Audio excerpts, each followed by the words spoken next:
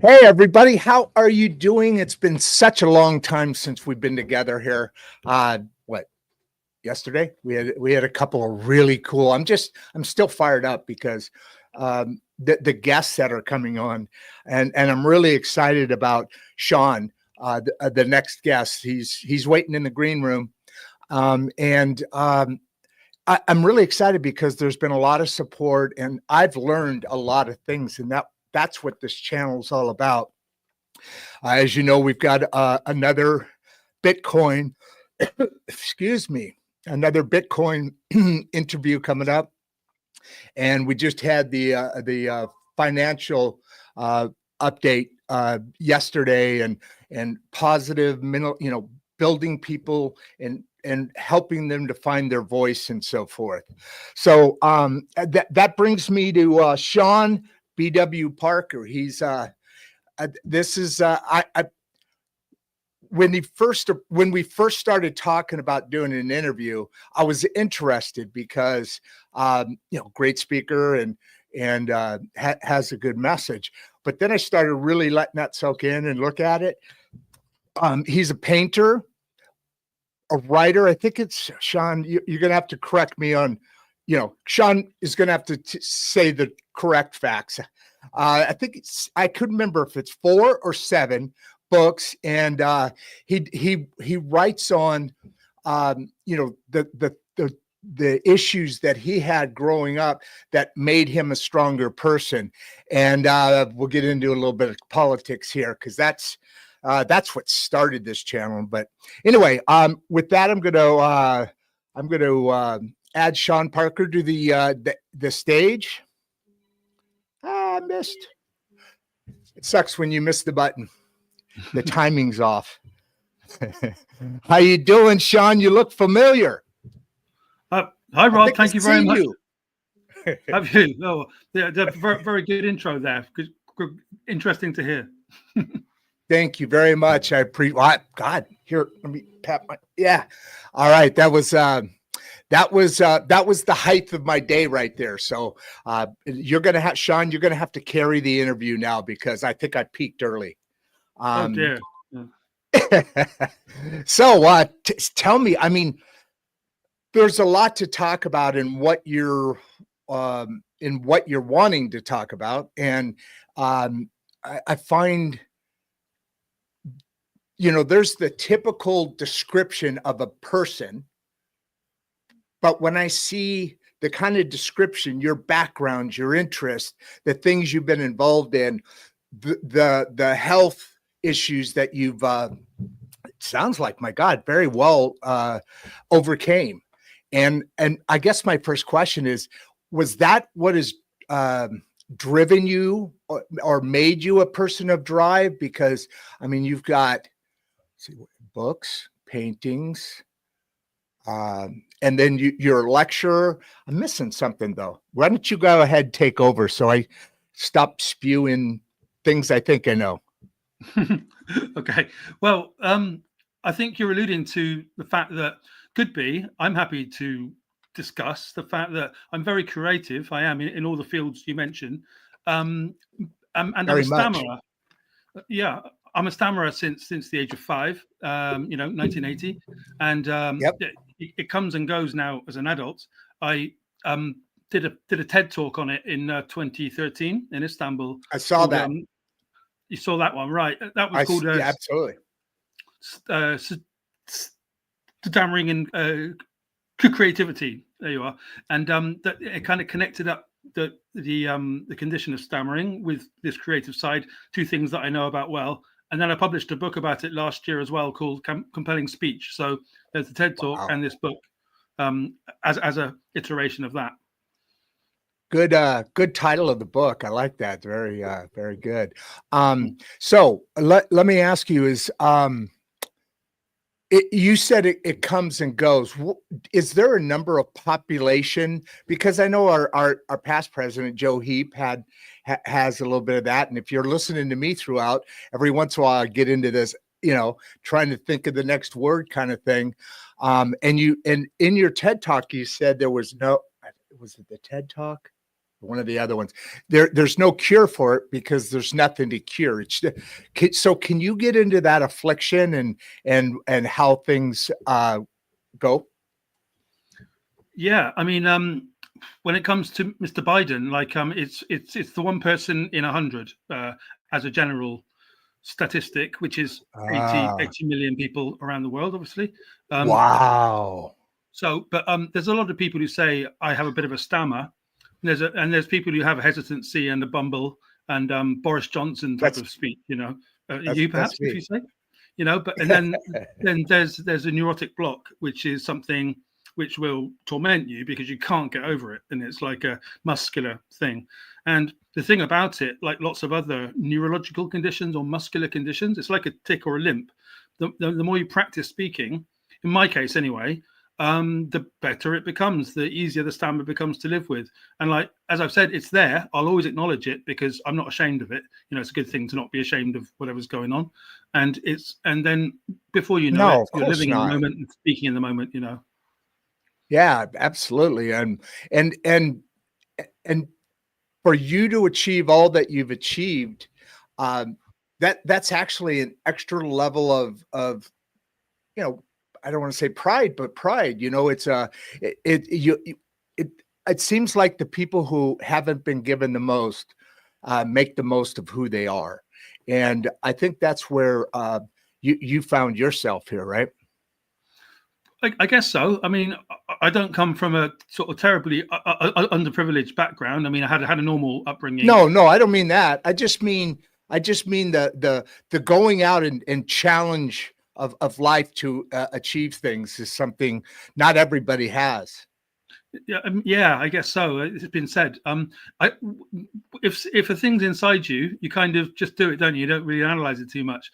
But I guess I am one of those people who sort of fights injustice and gets cross about things. But there's loads of people out there like that. So I don't like to sort of torment that too much. But I know that the creativity things I do with the music and the writing, I still do them all because I still get a kick out of them, and I enjoy getting whatever I'm doing done at 49. You know, so it's like it's putting that old difficulty in communicating is still probably inside the boy in me, and now as a man I can actually do it in other ways and still get a kick out, and other people get a kick out of it because the skills are better. So the book that comes out is actually easier to read than some bollocks by an adolescent, you know, to coin a phrase.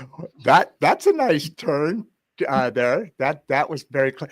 Let me ask you, how does your life meaning you call yourself a traditional liberal, and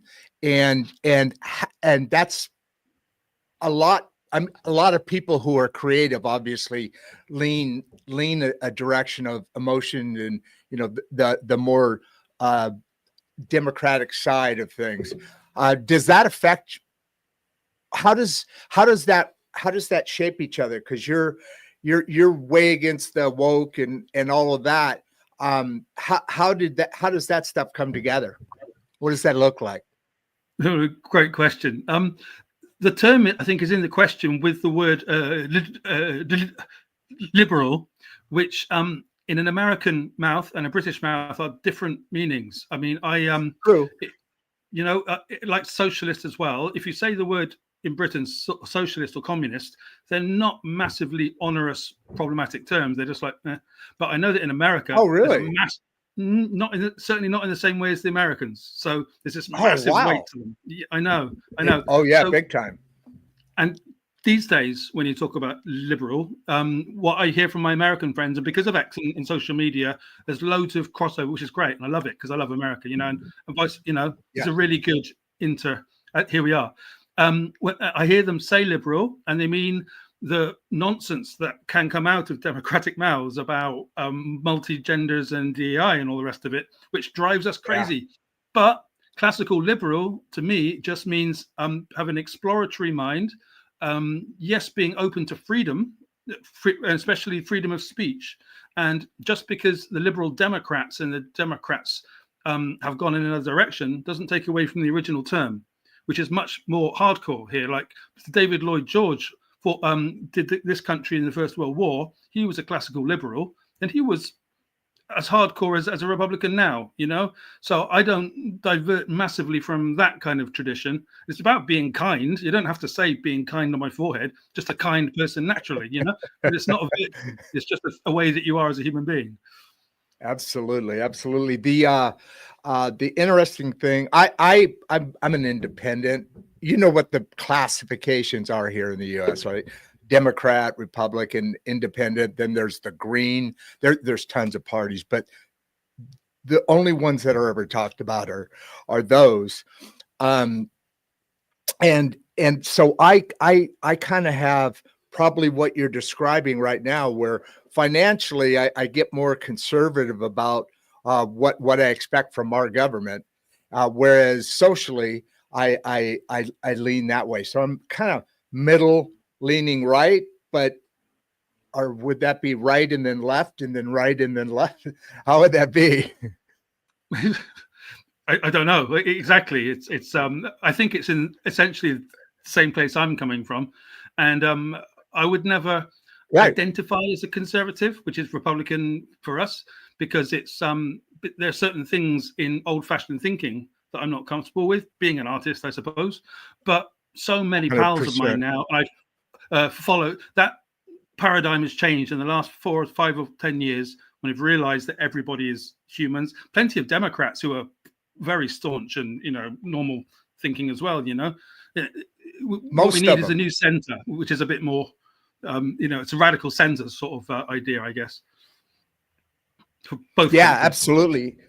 Yeah. Well, I mean, I talked to a lady from Switzerland about similar, you know, a similar subject, because it's fascinating.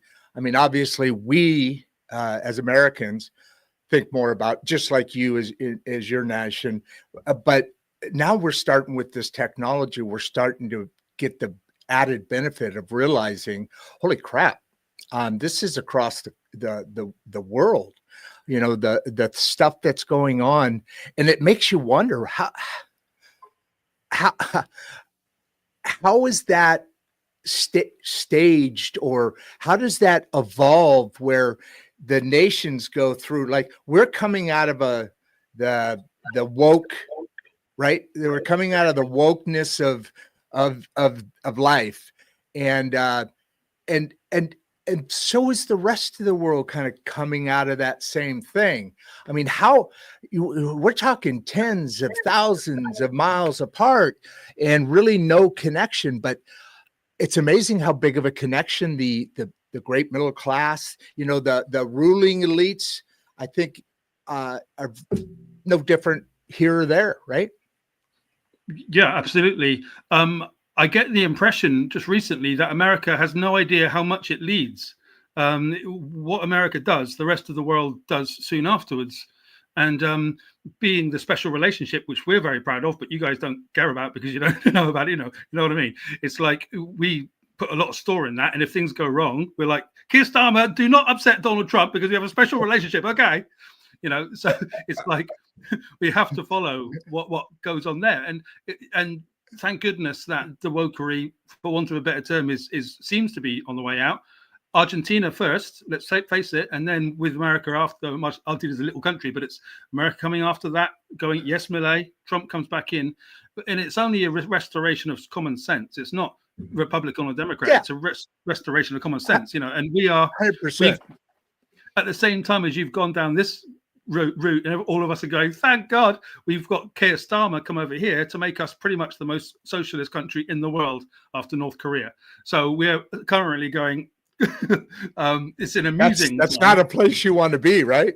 Oh God, you know, Keir is a very pragmatic person, so he'll probably do what Donald wants, but in this country, he will just run us down for a few years, and we're all keeping our eyes open for him, you know. 100%. It's amazing, like as you were just talking about, the change of the vibe of, you know, the whole world just feels so different right now.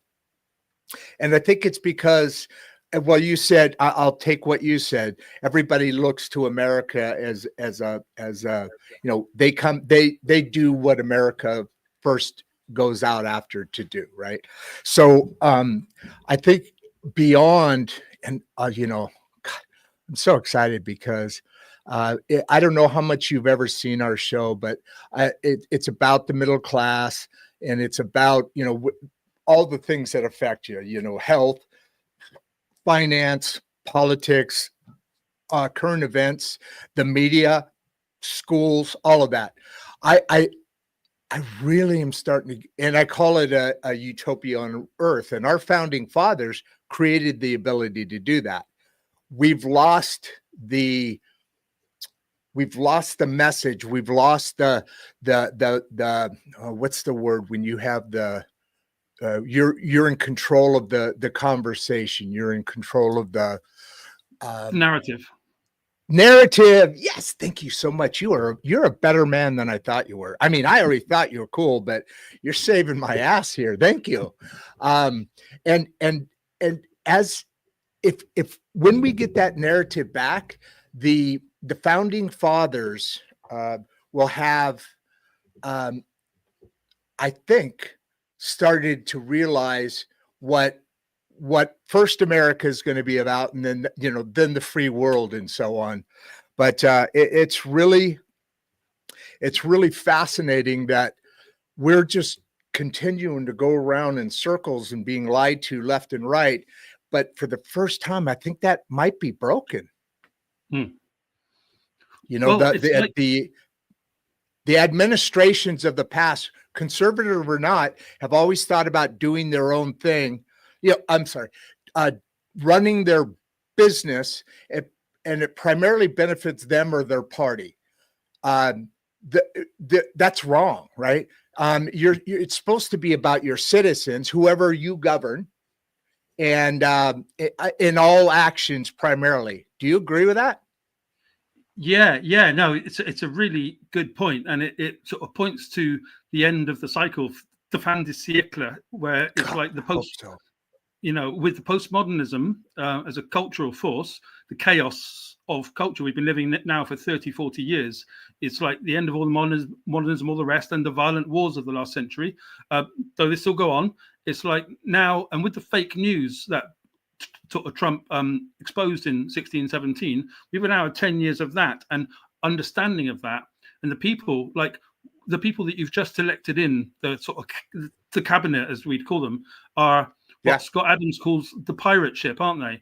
They are ex-Democrats and Republicans. Yeah. And Trump's an ex-Democrat. Exactly. It's the people. It's the people, not the party. There appears to be that integrity inside this government that you have, which goes, we're going to do the thing as opposed to how the thing looks. And sort of Trump historically has this kind of, he had a reputation over here of just being about the headlines, not really caring about the thing itself. There's a suspicion that's not the case, that he actually does care about the thing. He just also enjoys the showbiz, media pouring acid all the time. Yeah. And I think the people are quite tired of that because they want the actual thing to be done. You do have this massive debt situation that apparently, according to Scott, you don't talk about very much, and I can see why. I wouldn't if I were 30 trillion in debt, It's like, our country it's unsustainable. It's totally unsustainable. We've got, and I know the whole world has immigrants coming over borders and all that. And immigration is foreigners is what built this country. But we have to be able to vet is a fun word. We have to be able to know not only who they are, but people coming into your country, especially, and I'm biased, the United States, it should only be people that, one, want to assimilate, and two, that better the living standard in however way, not suck from it. Yeah. That the immigration problem, where it's like the hippies, which to Tony Blair and Bill Clinton were, these everyone should be the same. Everyone's going to be fine and no borders is what they essentially wanted to say. Yeah, it's crazy. We've been handling that for 20 years, and now we're feeling the bite here terribly with the Pakistani grooming gangs and stories like this, and things just going terribly, terribly wrong. And they were all started by that idealism. The fact is, if you pay tax in a country and a country has an indigenous nature, then attacks on that in whatever way, slow ways, are eventually going to be commented on, even by softies like me, let alone the hardcore, So it's like, Yeah. and that's where we are now. The softies are all speaking up. So we're, you think we're on an evolution? The world. What do you see the next? Okay, so Trump's going to be in for 4 years ish. Well, what is it? Just under 4 years, a week under 4 years. What do you think the world's going to look like? Let's say 3 years from now. Well, it's difficult for an Englishman to talk about in America, and I'm starting to realize that your audience is much bigger and more probably. They're probably saying, "Who is this English idiot?" And I don't know. I don't know what's going to America. Hey! The host is an American idiot. So, man, you and I are brothers. Just okay, right. Across the pond. Across the pond. Are you reading some of these text like this one? Yeah. Perfect timing. By the way, before you answer this, that's one of your paintings behind you, isn't it? It is indeed, Rod. Yeah. That's the liminal faces from just last year. It's about 6 foot tall on my wall. Oh, it's hard to talk about. Your audience can look. That's beautiful. Yeah. Anyway, go ahead. Yeah. What was I saying? Well, in 20. The question. Well, how do you think art can influence the conversation around justice reform? It's kind of that's a hard question, isn't it? I don't mind. For us, yeah, it's I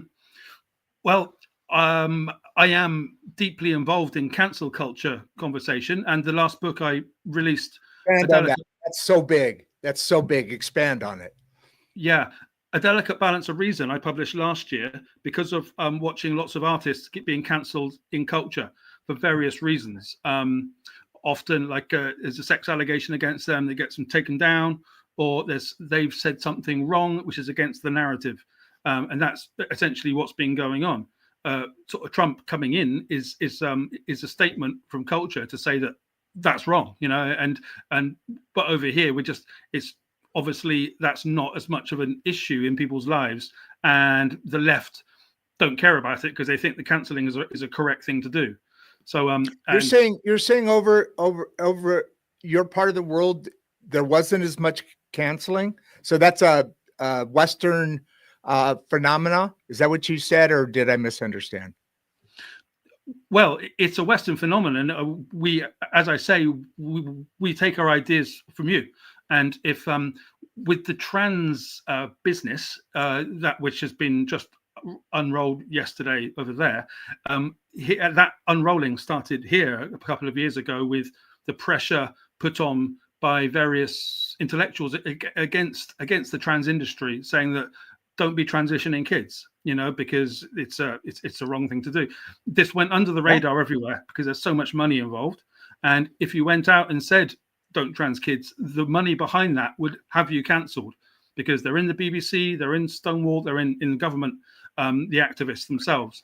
We always knew it was a tiny kind of amount of people who were supporting it, but they had a lot of power to get people closed down. Like 1% has all that power, right? It's less than 1%, right?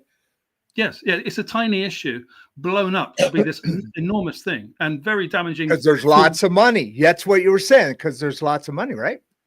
Yes, it's an industry, and I've got a handful of trans friends throughout my, and they don't particularly go out saying that. They just happen to be that. I've got loads and loads of different kinds of friends, and they don't want all of this kind of scrutiny. They want to get on with their lives quietly and all the rest of it. And the lesson over the last couple of years is activizing your identity everywhere is not going to necessarily lead to the best results, Black Lives Matter included, because we had our sort of tale of that over here too, Stop going on about the identity. Do what you do well, and be a decent person. Yeah, it's so refreshing to start actually doing that, but it's also even more refreshing that you're not scared to death to express your opinion.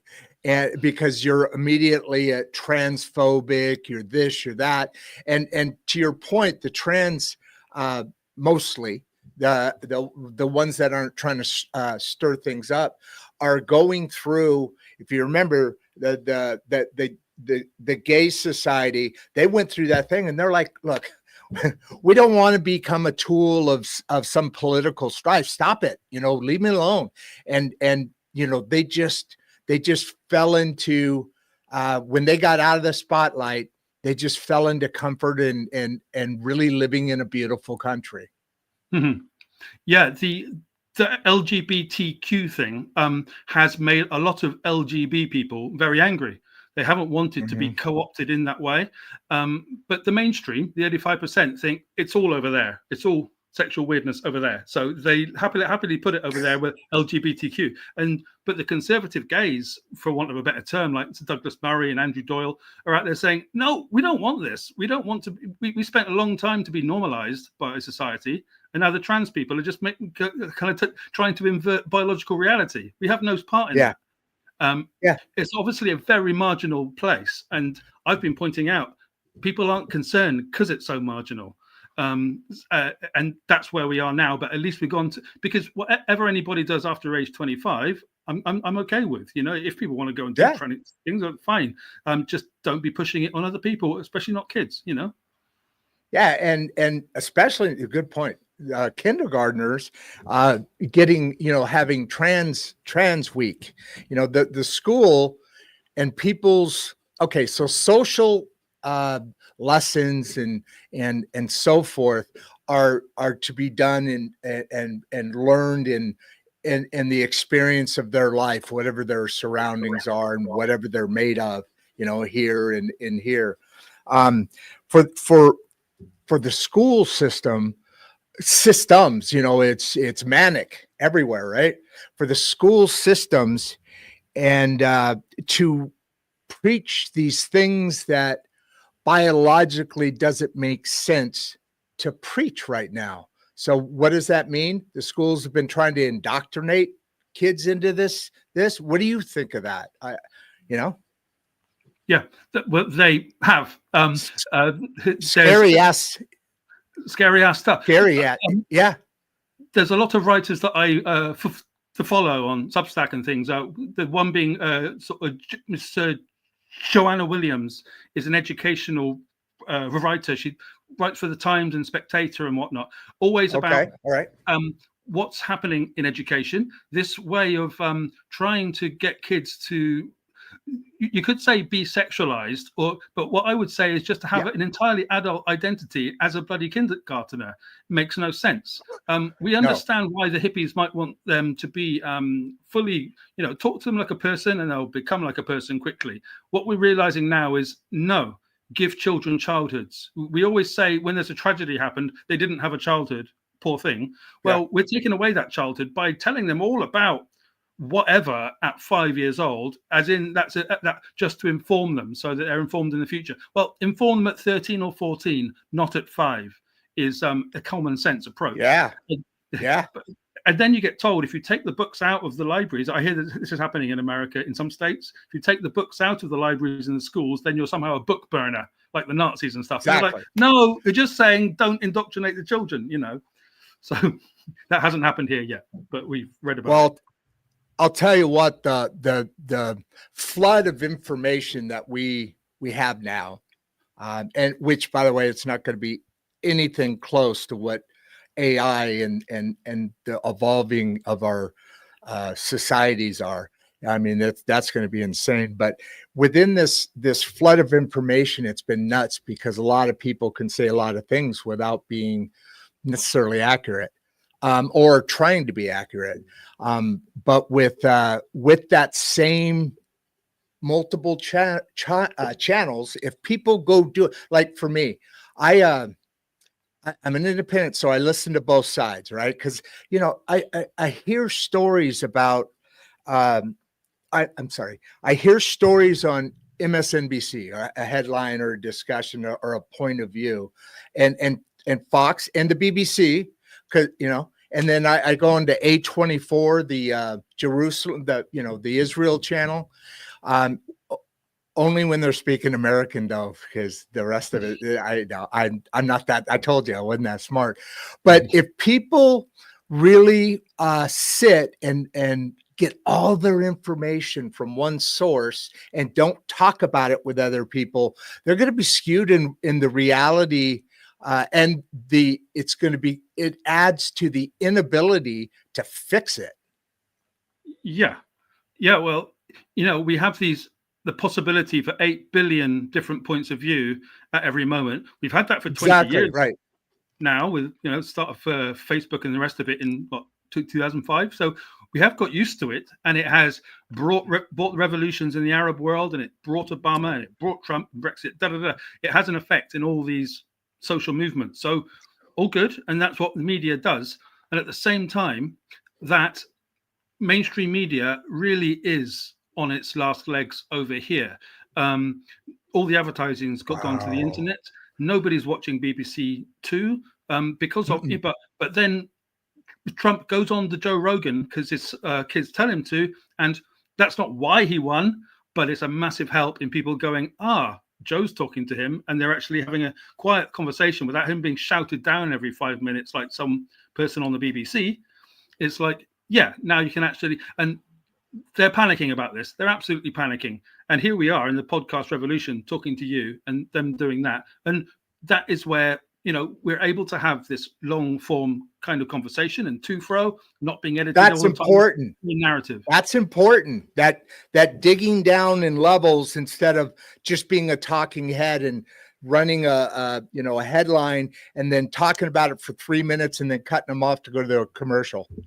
No, that stuff's horrible. And it is. And with the many channels, because in America you've had many channels for many years, for like since I've been conscious, 30 years of cable TV and all that. We've only really started to bring that in over here this century, 15 years ago maybe, and now the whole world has that. So the monolith of the BBC and ITV here and CNN and ABC and this kind of thing are much more dissolute. They're still kind of trusted brands, but it tends to be over 50, people over 50 or 60. So that is going to go down and down and down. Having TikTok as a trusted brand is, of course, even worse. But individuals every year it's going to go down and down and down because it's the younger generations that are pushing the things. Yeah. And the youngers are going to trust the people that they trust. And that might not necessarily be me and you, or it might, you can't tell. It's just that they, just like anybody else, they tend to trust their celebrities and their stars. So that's got to be, but that's all fun. And that's kind of how people always have been. So you mentioned Joe Rogan. That dude's got what, 80,000 80 million subscribers around the world. So he's got an important message. And the interesting thing is, you talk about the mainstream medium podcast shows. Now, while both obviously are biased in to whatever level, the mainstream media is extremely biased. If you want to feel good and you're a lefty, you listen to these 5 channels only. If you want to feel good and you're a conservative, you want to listen to these 2, 3, 4, whatever channels, and you'll feel good. That has really been in my opinion, a deficit of growth within the great middle class. And if the great middle class or any middle class is healthy, you've got a vibrant country. Mm-hmm. No, so couldn't agree more. Sorry, I didn't mean to cut you off. I just wanted to get up and say those words that mean so much to me. But I also want you to ask. Nope, that's not the one. I'm looking for the Istanbul. Yes, I can see it. Oh, okay. So answer that question.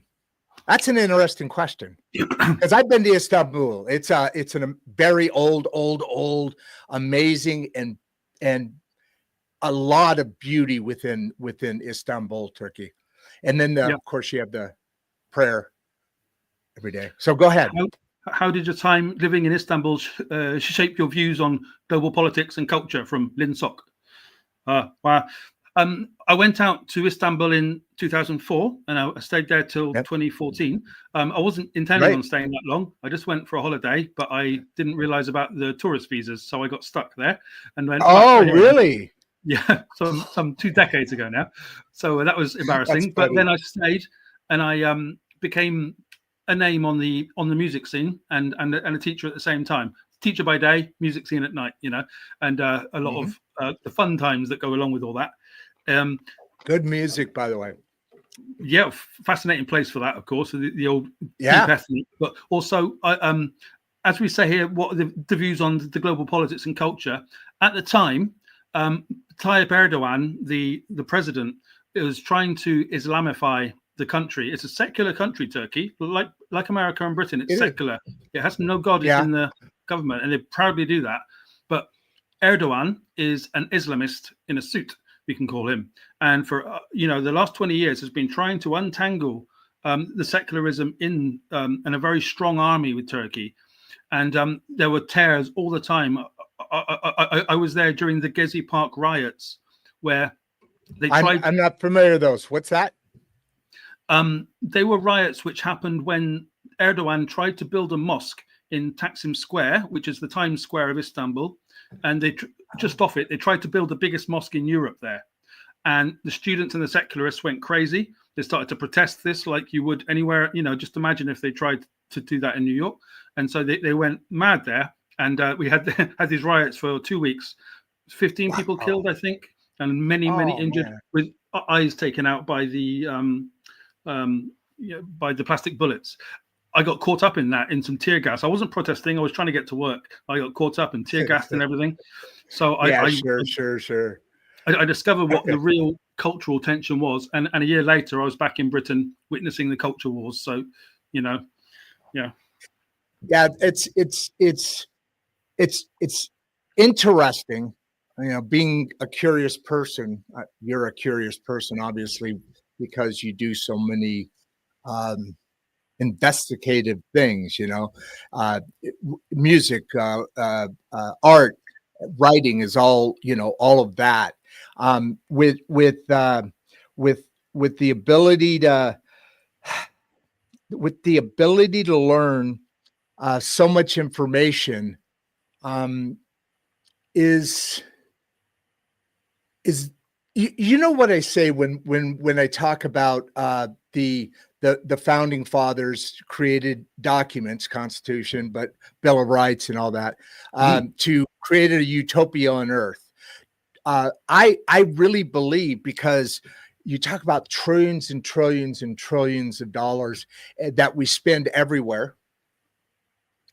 All countries to a degree do that, but do you think that we will?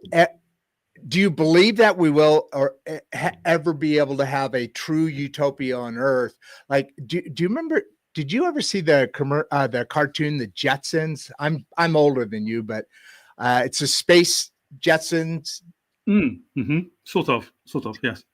No, did you see it? I'm just asking. Yeah. There are some kind of images in my head of the Jetsons, but I don't know if I can't remember actually seeing. That's a space. It's a futuristic world like Star Trek. This was a weekly cartoon, though. It was a futuristic world of the family life in America. Yeah, it was America, and they had restaurants up in the air, and everything was flying, and it was clean, and it was it was middle America, how I envision we're going to get to. Do you agree? Well, wow, I think I know. Packed a lot in there. Yeah, I think I know the place that what you're trying to say is like it's the fall of the idealism, isn't it? Because the ideals presented there to you as a kid in entertainment culture, and then the reality as you get older. Utopianism, I'm like, I don't think we ever get there. I don't think people ever get to where they're going, and they probably shouldn't, because when they do, I mean, after we die is another question which everybody has in their minds for themselves, right? So we'll just leave that there. Yep. So it's like, Yeah. until then, all we can do is make this the best we can. But the best to you and me might be utter calm and utopianism and everything getting on, or to another person, it might be a really dramatic, vibrant, possibly dangerous life over there, which isn't our idea of utopia. So utopia is going to be different for lots of different people, isn't it? And that's the maturity, Yes. because you realize that everyone has their own thing that they're going towards. Yeah, just in clarification or to build on that, because I have a tendency to let's see, word salad sometimes and sometimes miss the connection. When I say utopia, I believe that the reason that there are actually people unable to, not choose between food and medicine for their family. There's 40 million or so people in America that live under the poverty level, and the American on the if you put all the what the people earn all together and do that, it's the American, no matter how low you are, still 1% of the they're in the top 1% of the world economy. And the first government was started 3,000 years ago. I did a show on it. I can't remember the name of it right now, but in all that time, what's that? Was it Abyssinia, possibly? Or yeah, that's it. Yeah. That's it. Yep. So that was the first, right? And all of that till now, really the middle class, everybody under the elite really had no future. I mean, it's better than that here in America to a degree, or actually in modern times to a degree. But the value of life for everybody under the elites has always been a Groundhog's Day. It kind of ebbs and flows, and there's some little bit better times and can be some really bad times, but only for the people whose backs the country is built upon, right? That's the only people who struggle. And when I say utopia, I believe, and I'm hoping that Doge and all that's going in, because I'm hearing talk of what I've been talking about forever, which is if we have politicians in every government that in their heart, every decision they're making, it goes through a filter. Is this best for my constituents? Whatever the policy is. But they aren't doing that, and they're not going to do that because they're lining their own pockets and so forth. But if Doge comes in and cleans things up, like the efficiencies of it and so forth, and we start what I call watch parties, then you have people talking about the issues. Like, I'll give you an example. Producer Barbie, I don't know if you've ever heard that name. She's out in California right now, but she told me the Saturday before the election, her and a number of friends, male and female, got together and went over, had margaritas and went over each political article, what they're looking to have written into law, and each person as well. And that I call a watch party, just because that's what I call it. And and through that, and with this administration coming back in and hearing the things I'm hearing, what I mean by a utopia is that, what is it, 36 trillion? I don't know if I'm mixing up the debt or what we spend every year. 36 trillion, I think it is. Our government spends, our budgets, trillions of dollars, but we spend all that money, and we're sending, arms and this and that. If that is all redirected towards the people of your country, and with AI coming, and everything being robotic, I really see a time not too far away. And this isn't, I mean, it may sound conspiracy theory, but it's not. There is a time coming shortly that everybody can choose if they want to work. You know, you're not kept from work, but you don't ever have to. The cost of goods and services, because everything's going to be automated, and AIs, we're going to all ride on the AI's back to get there. But nobody will have to work if they don't want to. Now, my concern is how content or how much people are able to look into the future and have that future by their design or the politicians' design. You know what I mean? Mm-hmm. Yeah. So what, you know, I mean, that's what I mean by utopia on Earth.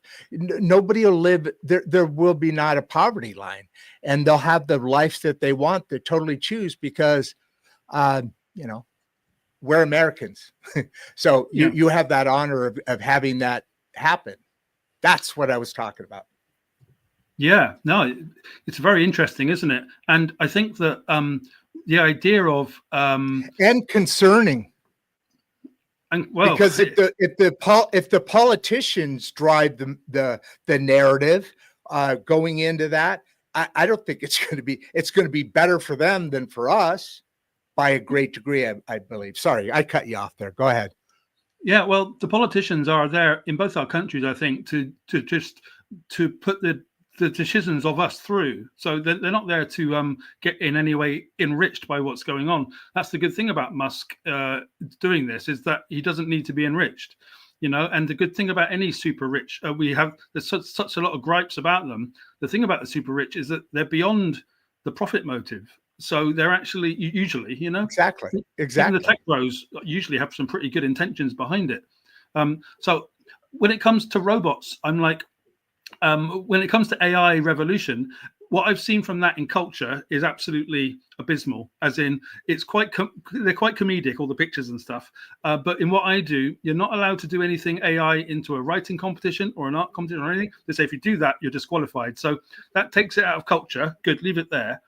If the robots come in and start to do jobs, and we're seeing them everywhere doing that, it hasn't happened here yet. But if they're doing things that we really don't want to do, but we're doing just to pay the bills, then I think we should let them do it and see how it goes. You're not going to have people being impoverished by it if you set up the rest of the system to make that, you know, someone's got to operate the robot, you know. So just redesign the system a little bit financially. Universal basic income, I'm not massively against that as much as other Brits that I know. They're like, no, it's just communism. I'm like, I don't know if we have the robots everywhere, universal basic income makes a bit of sense. So, but it has to take all the other things that you said into consideration too. 100%, and we're on the horizon of that, and I just want to, I get concerned on how that's going to look when I see for the last 3,000 years ago that governments have been in charge, and now when I say in charge, I believe that the middle class should drive the narrative, should drive the interest of politicians to fix what they need, and then the politicians just enact it. You know, they're the best at enacting it. We need leaders, you know, otherwise we're herding cats. So I really think that in this coming up, that this is, and like you said, the narrative, you know, the left-leaning media is saying, and these guys are in there just to get that next $1 billion and next billion. And you're so right. I mean, I've never had $1 billion, but I know at a certain point where I don't have to worry about my bills, I don't have to worry about, and I get to take a little bit of higher end extravagance for vacations or whatever the case is, and me and my family's needs. I mean, there's people greedier than that, but I mean, come on, they aren't doing this for the money, right? Exactly that. And because we are in a time of plenty, relatively, right? We don't Yeah. know. I don't know about your scene, but I don't know anybody who's starving, and I haven't for a long time. And in Istanbul too, yes, hungry people, and yes, people do live below the breadline, and people are aspirational for money. But when you do have that money, or when you've had it and it's come and gone and come and gone, like most people throughout their lives, it's like that, it's nice, but it's not the thing that provides the happiness. It provides some comfort. And those guys who are Right. who've had their successes Yes. are on a different thing. That they are trying to make things better in their own model. It's not always better, because just because Musk thinks a thing is going to be better doesn't mean that it necessarily is. Ask anybody on the left, they're going to say he's just a fascist. And it's like, well, is he really? Have you really looked at his things? Because it's not. Did you see when he did the heart? I'd thrown the heart out to you, and everybody called it a Nazi thing. When everybody's doing it. Oh, they exactly. Everybody. I mean, Kamala Harris. I hadn't seen it before, but it's like, I love you guys. My heart goes out to you is the signal. And now they're trying to attack him. I really think it just feels like this administration is the modern era of our founding fathers. It seems to me, for the same reason our founding fathers didn't need to create this country. They were the elite at the time, and so lived, but their country people, countrymen, countrywomen, lived in constant taxation and so forth and so on. And it just feels like, and correct me if I'm wrong, with Doge and all the people coming in, like you said, the people making tons of money, and more importantly, the people creating new. I mean, look at this Starbreak, Tesla, SpaceX, and Starlink. This is a man that is we need to count on to bring us smoothly into the world that's coming. There's a group there's people out there that have obviously kind of had the vision of what's happening. I just hope that what I think is happening, and that we have the newest next generation founding fathers here in America. Indeed. I think you're probably right. And if you don't do it in America, and if Elon doesn't do it, then China will, and we know that. And it's like, so at least when it comes to Britain and Europe, Europe's skits on sort of politically. So loads of people are starting to fall to independence, which people will call right, but it's not. It's independence. And I put Britain's. Wait! I've always wondered that. You said the right, but it's independent people. I've always, that never made sense why they called them far right. Well, there we go, Russ. It's about the labeling. There's a leader in Holland called Mr. Geert Wilders, who you could call far right. He's anti-Islam, and he's very strident on that subject. But the policies that he's doing now, he's head of Holland, he's doing the policies that people have to live by. He's just saying that we're not having any more Islamification of this country. That's all. And that, of course, by the European Union gets called far right. But hey, Germany is doing exactly the same thing now. So they're all doing it. Italy's already there. There's the lady Giorgia Meloni, you could call her a modern Mussolini, but hardly that. She certainly doesn't look like that, doesn't she? Keir Starmer's getting along with her. Trump probably loves her. And so you have these I was surprised by that.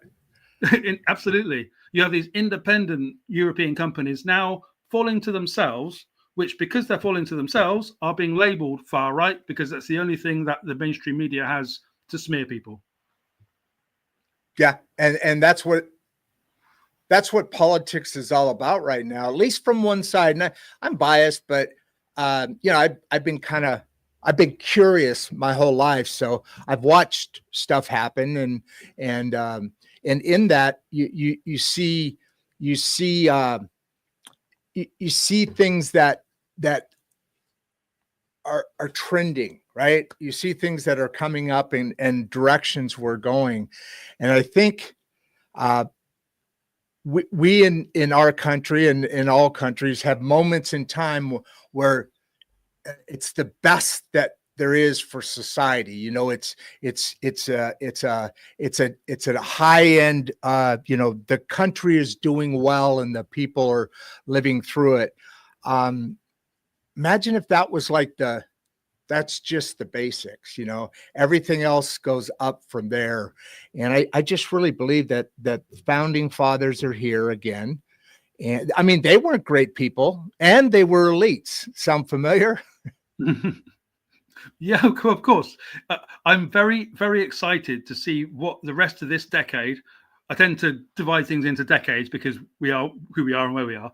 And it's like the rest of this one, I'm fascinated. You know, we're in 25 now, halfway through it, to see what happens to your country and the effect that happens on mine. I've got loads of friends in America. I love that connection thanks to social media. And X now is, I don't call it Twitter. You know, it's such a temptation. I call it X now because it's a different animal, and it is enabled this meeting of minds. It's the rationalists. I call it rationalists. I don't call it left and right. Rationalists. I think you're a rationalist. Elon's a rationalist, and Trump, whatever anybody else says about him, is a rationalist. And that 100%. Is where, and that's where I'm coming from for now. If they all start to go batshit crazy and it all goes wrong, I will be calling it out as the writer I am. But for now, it's the founding spirit that we need. We need it over here as well. Ooh, I like that. Founding spirit. That is no, seriously, that's did you hear that somewhere or did you just throw that out? That's a great description. There you go. All yours. It just came out of my mouth. Okay, I'm going to steal it every now and then, just so you know. And I've got it. Right. I've already told you. I'm not hiding anything. I'm going to steal it in the right situations. I'm a copyright-free zone. I want to get a couple of these last questions off. And I mean, we literally, I mean, how long we could talk forever. I can tell because there's so much to talk about. And what, okay, actually, let me back off that. I got a question for you that I was thinking about when you said that. If the, oh God damn it, I lost the thought.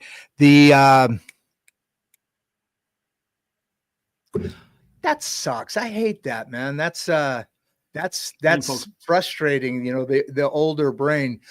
There was the founding.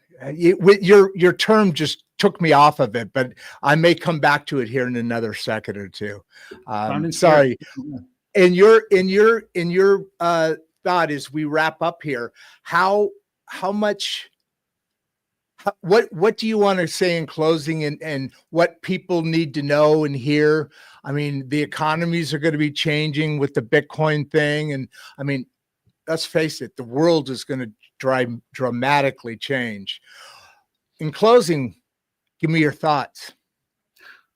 I think that our conversation is happening at a perfect and fascinating time where your brand new president, coming in president, ends the transing of children, and he's dismantling DEI in your systems, things that we're absolutely crying out for over here. Keir Starmer's watching your man like a hawk, and he knows it's going to happen to him, so he's terrified of him. And here I am talking to you and your audience, and that is so much more powerful than any abuse these guys can do to us. So, and I've been looking at the questions coming in on our screen too, and it's please. That was the next thing I was going to say. I don't know what to say to your audience except for thank you for the questions. I've seen them all, and I'm Istanbul, and I mean I can go on about it. If they want to go to Amazon, they can see my Sean B.W. Parker Amazon page. They can buy Salt in the Milk, 10 years in Istanbul. It's, you know, and is that the name of it? I didn't see that. Salt in the Milk. Yeah, Salt in the Milk, 10 years in Istanbul. That was my first book, published in 2014. That's a great name. That's a great. So if they want a bit more insight, and if they go to YouTube, I've got a bunch of band videos and things. It's a whole other show, really. But you know, it is. Thank you, Mr. Russ, for your comments. It's very kind of him. Yeah, I'm very much falling in love with this audience. They're, you know, I when they came on, I gave them a high goal to achieve. And yeah, very, very intelligent people here. It's very exciting. All right, with that, my friend Sean, we've got to do this again. Maybe and I mean, we could stay on the political thing because the whole world is coming together in mindset, and I have no idea how. You said it. That's it. You said it earlier, where the whole woke thing is, people are starting to. I don't know how we ever allowed that to happen. It's not like reality is different today than it was 4 years ago or 8 years ago. But we let that happen. We got pushed. We got shoved into boxes, weren't able to talk about it, and we let it happen. Isn't it crazy? I don't think it'll be happening again in that same way, because the left have changed. They're very good at tech. They're much better at tech than the right generally, was, and they're ahead of the technology. Oh, Barron's in the picture now. Barron's in the picture. He's a. And that paradigm has just completely changed now. So, the younger are just going to fight it out amongst themselves.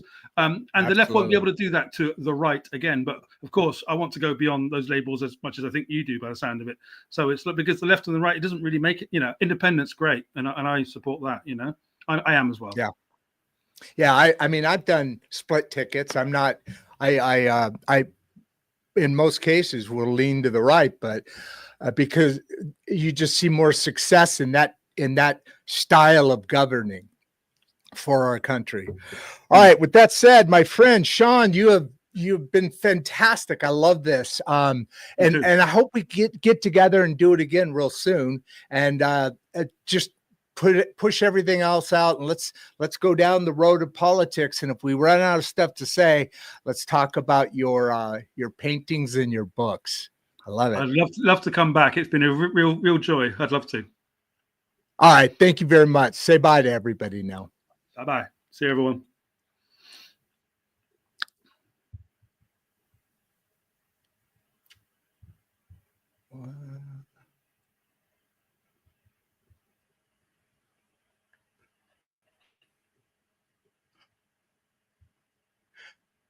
You know what? Actually, I'm not going to end it now. I just want to say one last thing.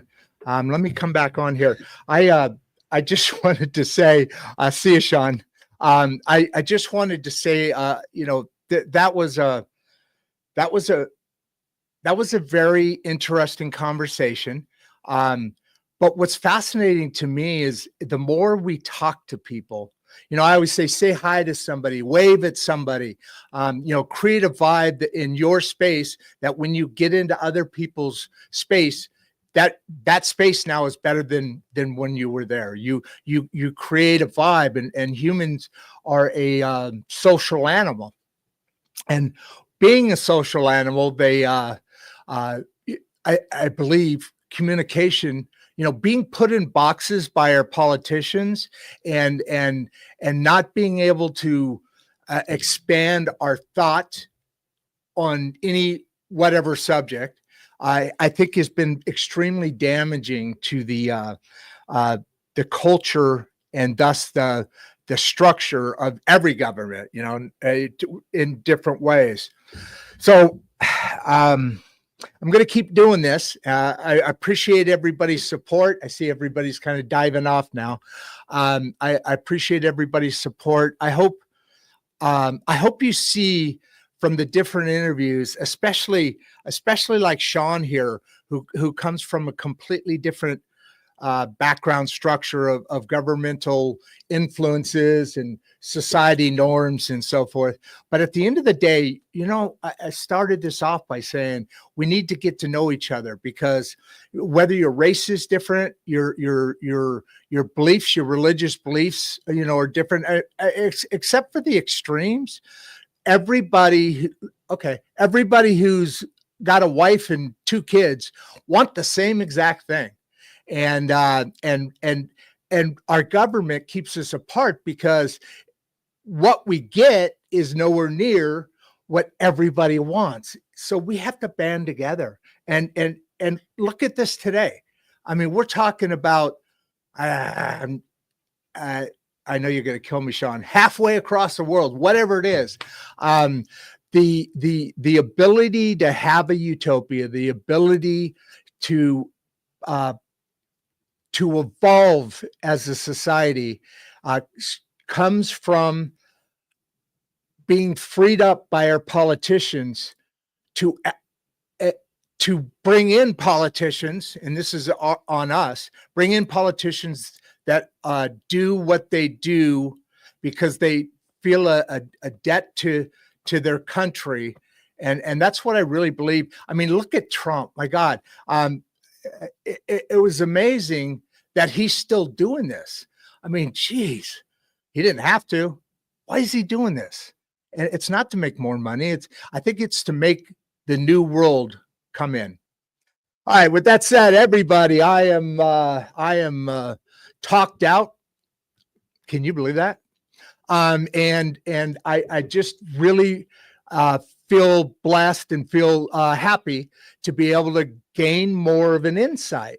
And Sean did a terrific job, and really, really, really fascinating approach, because it sounded like my next door neighbor here in America.